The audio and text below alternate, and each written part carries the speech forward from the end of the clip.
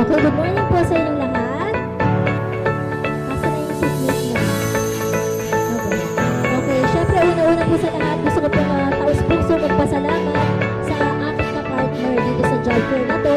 Napaka-swerte ko, privilege ako dahil dito sa Distrito 5 ng Lungsod Quezon, ako yung napili nilang ka-partner.